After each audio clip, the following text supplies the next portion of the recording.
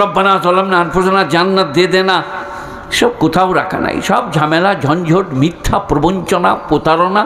আজকাল আবার যা বাজার বেরিয়েছে বুঝলেন।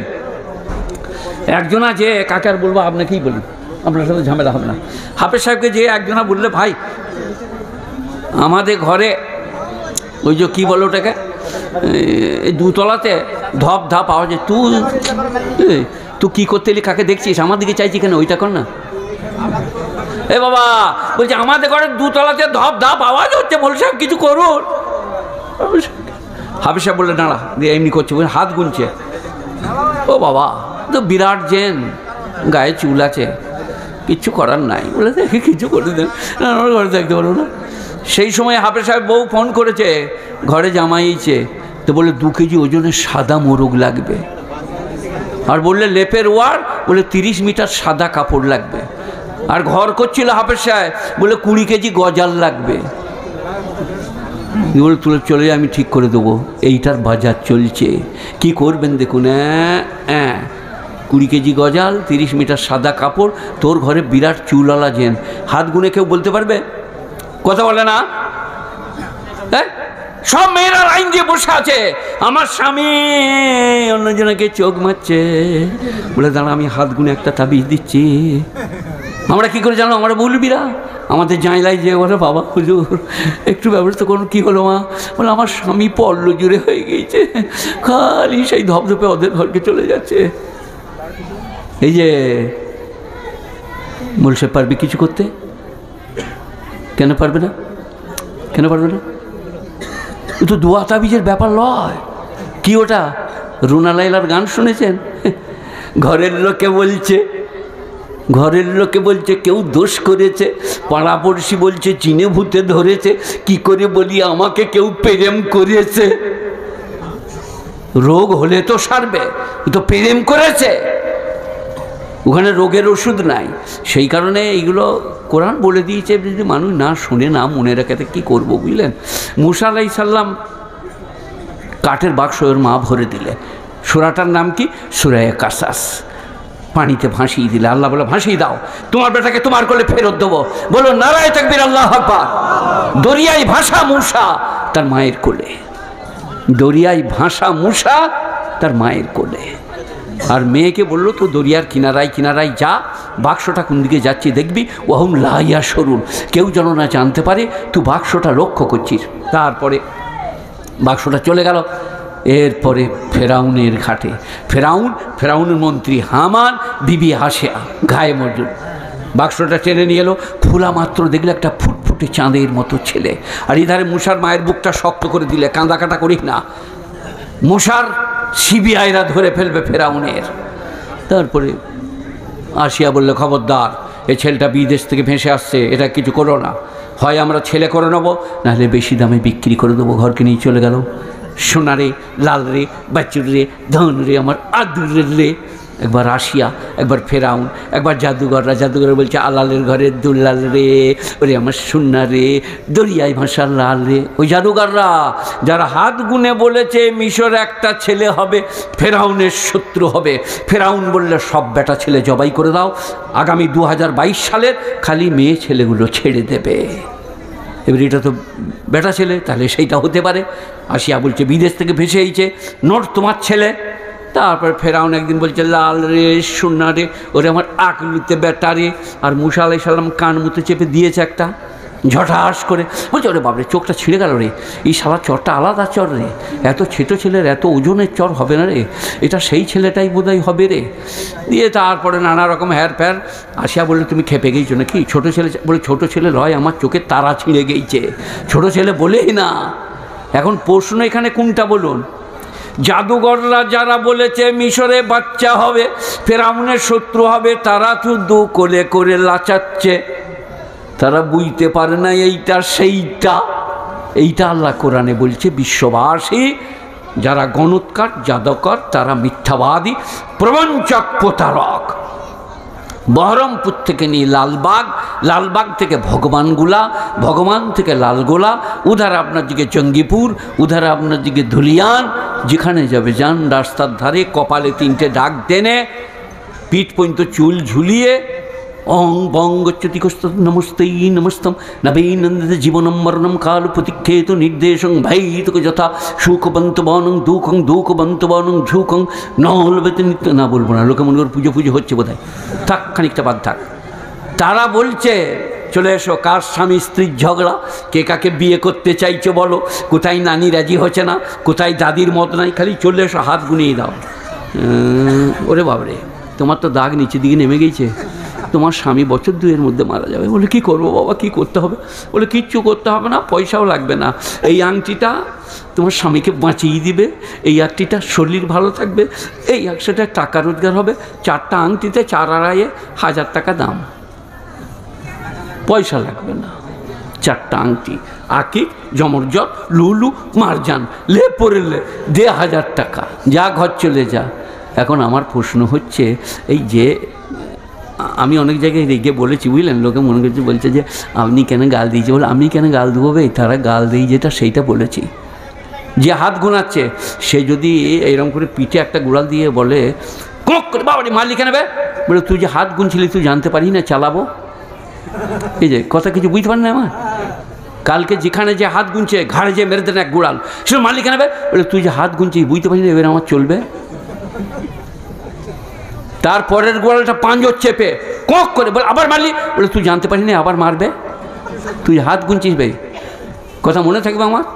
ইন্দিরা গান্ধী গণৎকার রেখেছিল, গণৎকার পোঁ পা পোঁ পা, সব বাড়ি আছে। অটল বিহারী বাজপেয়ী বলুন আর জ্যোতিবাবুই বলুন, বুদ্ধদেব বলুই, সবাই গণৎকার ফেলে রেখেছে। আমার আগামীকালের ভালো মন্দ বলবে তোমরা, আগামী ভোটে কি হচ্ছে তোমরা বলবে। কিন্তু ইন্দিরা গান্ধী 47টা গুলি ছাড়খাড় হয়ে গেল, তার গণৎকাররা বলে নাই মাই ম্যাডাম আজকে বুলেট প্রুফ জামা পরে যাও, আজকে তুমি ছাড়খাড় হবে। তাহলে আমরা মায়েদের বোনেদের বলছি, কেন ওদের কাছে যাচ্ছ, ঝাঁটা করে বেরো। সে একজনা বুঝলেন বিরাট চুল রেখেছে পিঠ পর্যন্ত, ভাবির মতন, তবে নবীর সুন্নত আলাদা আর ভাবির মতো চুল রাখাটা আলাদা। দিয়ে বললে বাবা আপনি আমাদের গ্রামে এসছেন, শুনলাম বড় বুজুর্গ, আজ আমাদের ঘরে 4টি খাবেন।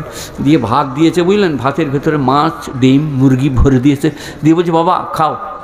অনেকক্ষণ বসে থেকে বললে কি আর কি হচ্ছে আমার সাথে, তরকারি নেই ভাত খাও। তখন মেয়েটা 2 ঝাঁটা মেরে বললে তুমি হাত গুনে বলছো কবে কি হবে, কোথায় কি আছে, আর ভাতের ভেতরে মুরগি ভরা আছে দেখতে পাও না, কানা চোর। যদি ভালো ঘরের বিটে হয় তবে জাদুঘর গণৎকর প্রবঞ্চক প্রতারককে কোনোদিন বিশ্বাস করবে না। সবাই বলুন করবো না ইনশাল্লাহ। কারো দ্বারা কিচ্ছু হয় না, আল্লাহ যা করে তাই হয়। আপনারা কি বলছেন বলুন। এই যে খবরদার, সব আল্লাহর হাতে। আজকেই জলসা হয়ে গেলে মসজিদ ঢুকে বলুন আল্লাহ ভুল করেছি, আর কোনোদিন নামাজ ছাড়বো না, আল্লাহ অপরাধ করেছে, আর কোনোদিন তোমাকে ভুলবো না। অভাবে সুখে দুঃখে। কালবিয়ার বলে একটা বই আছে বুঝলেন, এটা হাদিস কোরআন বলি নাই, কালবিয়াবি বলে একটা বই আছে আরবি সাহিত্য। তাতে আছে 2 জনা লোক ফকির, একজনা ওই বড় লোকের দরজায় বলল যে আপনার মতো মানুষ পৃথিবীতে নাই, আপনার বাপের মতো লোক কেউ ছিল না, সত্যি বলছে আপনার দারুণ লোক। সে বলছে এত নাম করছে যখন তখন দে আজকে কিছু দিয়ে দেখে, 10 ভরি সোনা 10 ভরি রূপো একটা তরমুজের ভেতরটা খালি করে ভরে দেয়, দিয়ে দড়ি বেঁধে ওকে দিয়ে দেয়। আর তার পাশেই আর একটা ফকির, সে লা ইলাহা ইল্লাল্লাহ লা ইলাহা ইল্লাল্লাহ লা ইলাহা ইল্লাল্লাহ লা ইলাহা ইল্লাল্লাহ। এই যে মাথাটা উঁচু তোমার, তুমি সামনে বসলে ওনাকে জিজ্ঞেস করে বসো তোমার মাথাটা উঁচু, মাথায় ঘুষিয়ে দিবে, হ্যাঁ মাঝের ফাঁকটায় রাখো মাথাটা, ওরা আমাকে দেখতে হবে না। এই বাবা আর একটা ফকির কি বলছে, লা ইলাহা ইল্লাল্লাহ লা ইলাহা ইল্লাল্লাহ লা ইলাহা ইল্লাল্লাহ। সারাদিনে তার 10 টাকা হয়েছে, কেউ 1 টাকা কেউ 2 টাকা কেউ দেয় নাই। সেই তরমুজওয়ালা চলে এলো, বলে তোর কত হলো আজ, বলে 10 টাকা, সেরকম কিছু হয় নাই। বলে তোর, বলে একটা তরমুজ দিয়ে যাবে, কাল আমি তরমুজ কিনে খেয়ে এলাম, আজ আমার ইচ্ছা নেই। তো বলে ওটা বেঁচে দিবি তো দে আমাকে, বলে দে তোর 10 টাকা হয়েছে আমাকে দে, তরমুজটা নিলে। ও তরমুজ নিয়ে ঘর চলে গেলো, এই 10 টাকা নিয়ে ঘর চলে গেলো। তারপর দিন আবার বলছে তোমার বাপ ভালো, তোমার দাদু ভালো, তোমার আবার ও চলে গেছে। তখন সে বলছে ন্যায় তোরে ঠ্যাঙ্গাটা, সারার পিঠ কাজকে ফাটাবো, যা হয় হবে। বলে কেন গো ফাটাবে কেন, বলে কাল যে তোকে তরমুজের ভেতর এতগুলো সোনা দিলাম আবার আজ চলেছি। বলে তরমুজটা তো আমি লি না, ওই শালাকে বেঁচে দিল। লা ইলাহা ইল্লাল্লাহ। তখন দাতাও বলছে লা ইলাহা ইল্লাল্লাহ, সেও বলছে লা ইলাহা ইল্লাল্লাহ। সোনার উপগুলো কে পেয়েছে, লা ইলাহা ইল্লাল্লাহ। আর যে বলছিল তুমি ভালো তোমার বাপ ভালো, তার কপালে সেই 10 টাকা। সেই কারণে ভালো মন্দ কার হাতে? কিন্তু লটারি টিকিট না কাটলে বড়লোক হতে পারবে না, সবাই কেটে নেবে। হ্যাঁ, যত সেরেক আছে তার 14 পুরুষ হচ্ছে লটারির টিকিট কাটা। সেরেকের 14 পুরুষ। যেখানে বয়ান আছে লটারির, সেইখানেই বয়ান আছে সেরেকের।